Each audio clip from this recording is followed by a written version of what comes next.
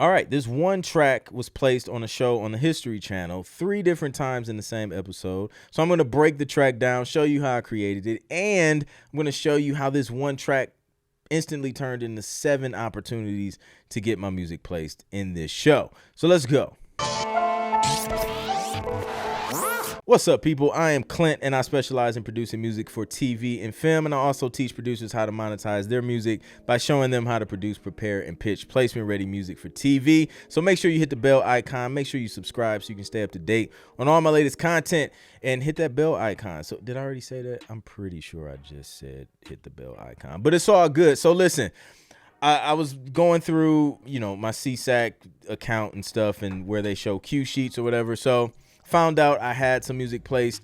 I'm not sure if it was like near the end of 2022. I know the season aired starting at like the end of 2022. So I'm not sure. I would have to go back and look at the cue sheet to see when it actually aired. But found out I had some music placed from a production music album that I produced for a publisher that I work with. So that was dope to see. And then as I opened up the cue sheet, I noticed they used the same track 3 times in the same episode, and you get paid each and every time they use it. So I was super happy. So I wanted to open up the session and show you, how I created the track, what kind of track it was. Anytime I see a cue sheet, instantly you just see the show. You don't really see what track it is until you go into, click into the cue sheet. So I was curious to see what track landed on a show titled The Toys That Built America.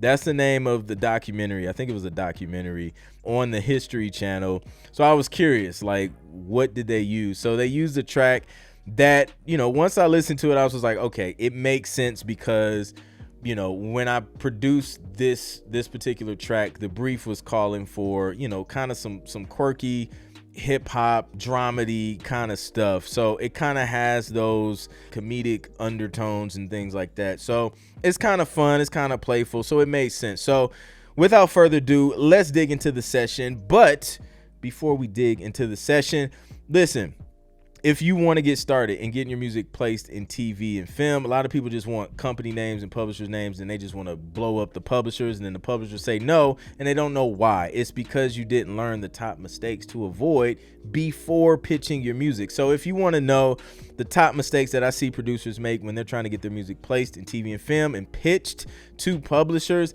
then go ahead, download my free 6-step guide. It's going to give you 6 steps to get started, as well as those top mistakes to avoid, so you can minimize hearing no, because nobody wants to just keep hearing no and don't know why. So download that. The link will be in the description, or you can go to clintproductions.com/6 steps, and that's it. Let's go. Let's break this joint down.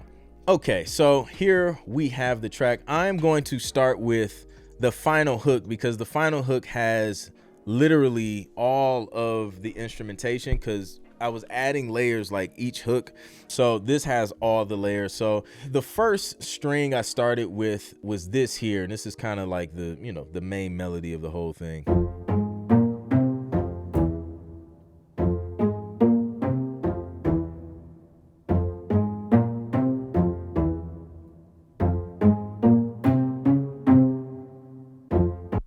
And that's it. So then I layered that. I went an octave higher, and then I kind of added some extra stuff with this one.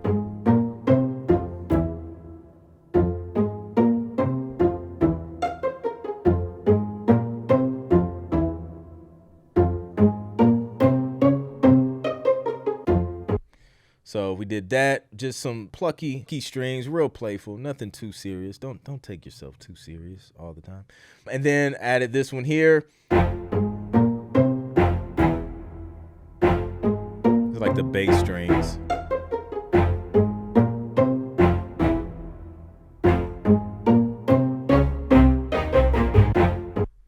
So my thought process when I was putting these strings together, I did all the strings first, If they just wanted to pull the strings, I wanted the strings to be able to hold their own. So that's why I added like, these bass strings and then the other strings on the top of it, because the bass string still gives it a nice bottom. It doesn't feel like it's super empty. So if they wanted to strip out the 808 or whatever, it'll still sound pretty full. So that was what I was thinking when I layered these strings. And I think I have another string here.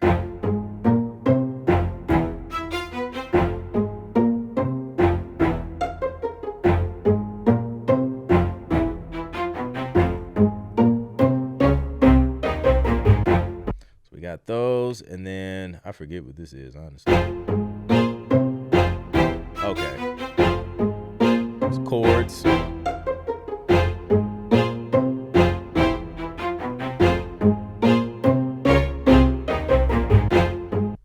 All right, then we added some mallets, which I feel like just fit well for dramedy kind of cues. It makes it playful.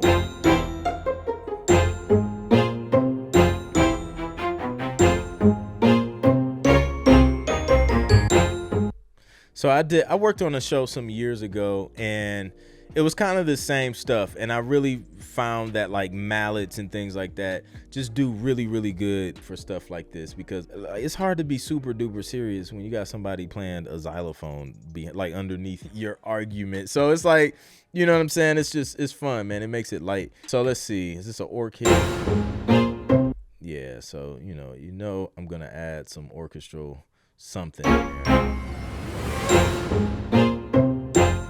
So that's kind of like a riser. I'll solo it so you can actually hear what it's doing. Yeah, so a nice riser there. Let's see what else we got. So it's a synth.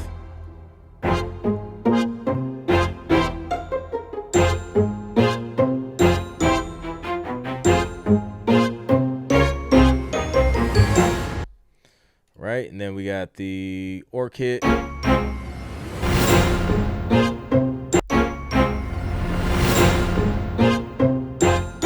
That's to just make transitions super dramatic. Like, we want to feel that you're going into another section. So anytime I'm coming out of a verse, into a hook, out of a hook, I'm using some type of riser, and a lot of times like an orchestral hit. This was kind of like a reversed orchestral hit with the regular orchestral hit to kind of create that swell effect. And then from there, we just got the drums, some 808, some kick. I'm going to just play all of these. No need to single them all out. And then the last hook, the only thing different here is these shakers. I added shakers on the last hook just to give it a little bit more percussion at the end, so that, you feel that the track is building, it's going somewhere. It's not just staying the same throughout, the entire minute and, I don't know, what is this, a minute 45 seconds or whatever. So let's play the everything with the drums added.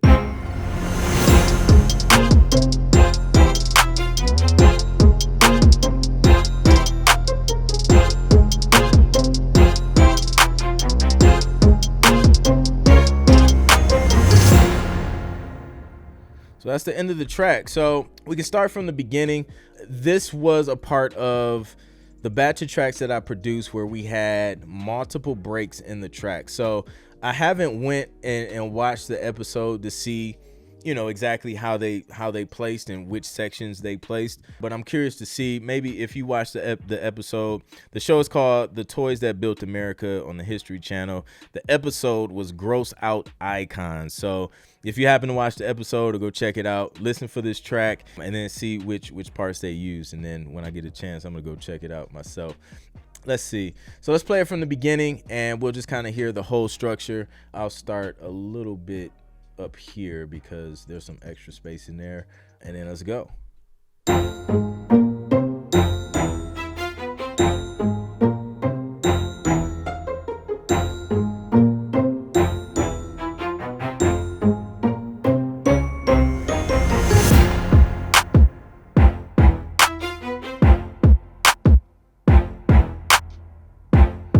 Verse is real sparse.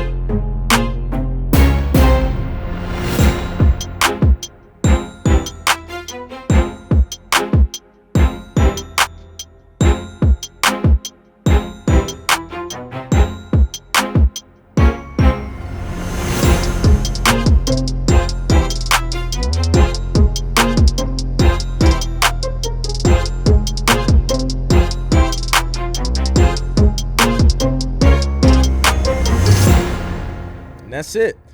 So we had a couple breaks there. There wasn't too many. I know we had that one, which is a great edit point for an editor here. So literally they can just start from here if they wanted to start a new cue. Or probably more so like probably right here. So that could be the beginning of a cue as well as the intro there. Maybe right before the hook. So there's a couple options there. I don't think I put as many pauses as I did in some of the other tracks I did on this album. But yeah, so that was a track. Like it wasn't anything ultra fancy, ultra complicated. It was super simple. And like for dramedy stuff, you know, that gets the job done. I feel like a strong melody, some quirkiness to the instrumentation or the melody that you're playing, and then just throw some dope hip hop drums on that joint, and then you got some hip hop dramedy. So that was this track. Now I know I think on the final mix, from what I heard on the final version, I think they added like some reverb and stuff to the strings. They went in and kind of did some finalizing of the mix, but this was the mix that I had on hand that I sent them, and then they kind of went and put the final touches on everything, which was really cool. So that was dope to see.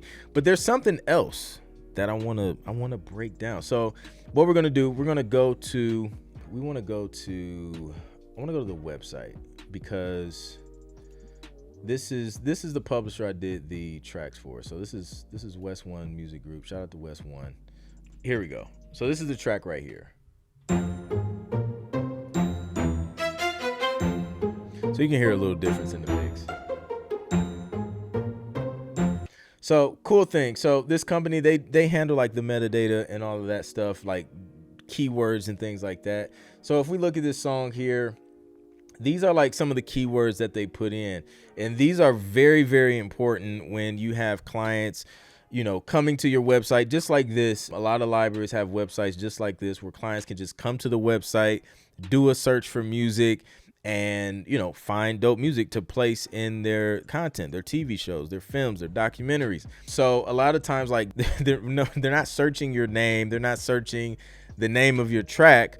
And sometimes they're not even necessarily searching genres, but sometimes they're just searching keywords such as reality TV, soap opera, fashion, determined, funny, humorous, quirky. Sometimes they're searching multiple keywords: tense, suspenseful, bouncy, comedic, confident. And then here you have a description of the actual track. So they described it as angular, serious, hip hop dramedy, strutting strings, powerful beats, bright tuned percussion, deep bass.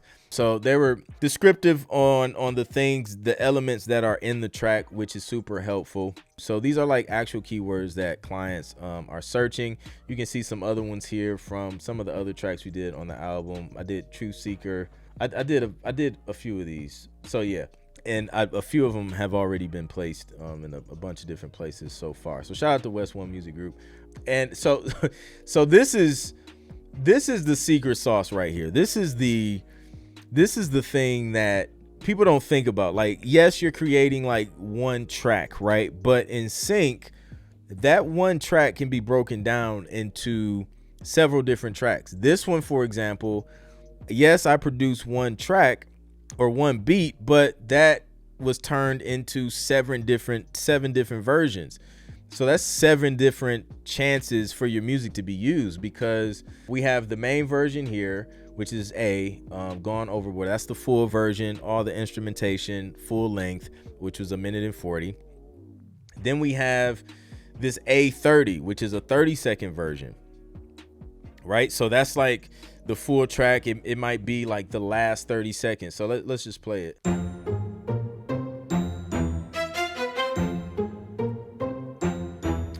It's not. It's the beginning up until that break. So let's fast forward it. So that break that we put into the track after the first hook, they took the intro of the track all the way to that break and then created a 30-second version from that. So that's why it's important to have these breaks in your tracks, because it's going to make it easier for them to create other versions, which is going to give you more opportunities for your music to actually get placed. So something to think about. Then we have the B version, which is the full length, but it's an underscore version. So it probably doesn't have like, you know, some of the main melodies, or it took some elements out. So let's see what that sounds like.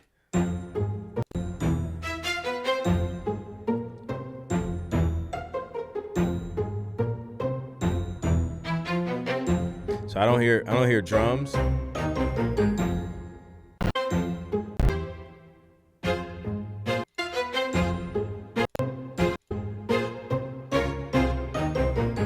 And I don't hear that synth. It was a synth at the final hook. So I didn't hear drums. I didn't hear synth, 808, any of that stuff. I mean, there might have been something else that wasn't in there. So that's what we call an underscore version. We have a C version.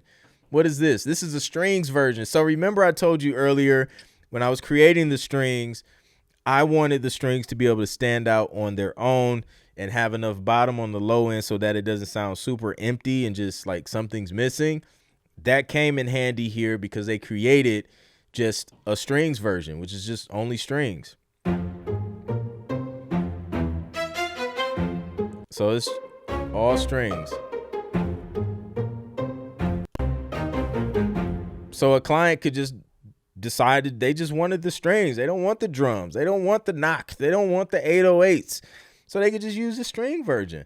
So they have options. So they could use this. It gets placed. You still get paid. It doesn't matter, you know. So then we have a D version. This is basically like a drum and bass version. So it's just drums and bass. I don't know how else to explain that. So it's just drums and bass. It's another version. Then the other one is it's a shorter version, so it's 16 seconds. Probably the final hook, maybe.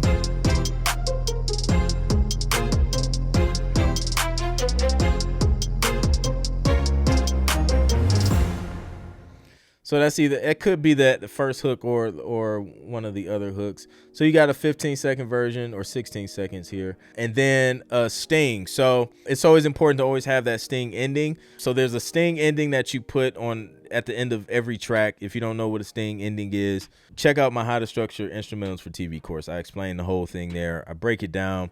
The link will be in the description.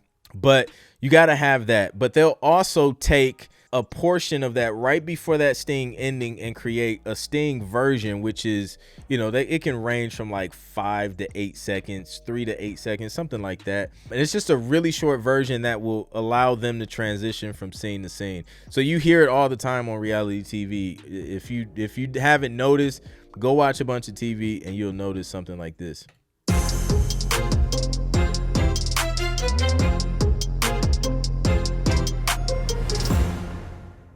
And then they go to another scene, or they go to commercial break or something like that, where the audio is like very, very significantly higher than the TV show. Really weird. But I thought that was interesting. So just from this one beat that I produced for this album for a publisher, they ended up creating 7 different versions. I don't know which versions got placed again in this episode, Gross Out Icons on the show or documentary, The Toys That Built America on the History Channel. But the fact that I had that many opportunities was beneficial to me, and it ended up landing 3 placements on just one episode of a show. And there's so many other shows out there, which is why, I don't know, I'm always just preaching sync, because I think it's just a great opportunity for producers and creatives to monetize their music. And you don't need to have connections. You don't need to have credits, previous credits. You know, you just need to know what they're looking for. You have to be able to follow directions well, and you have to be able to, you know, deliver what they want in a timely manner and just be open and flexible.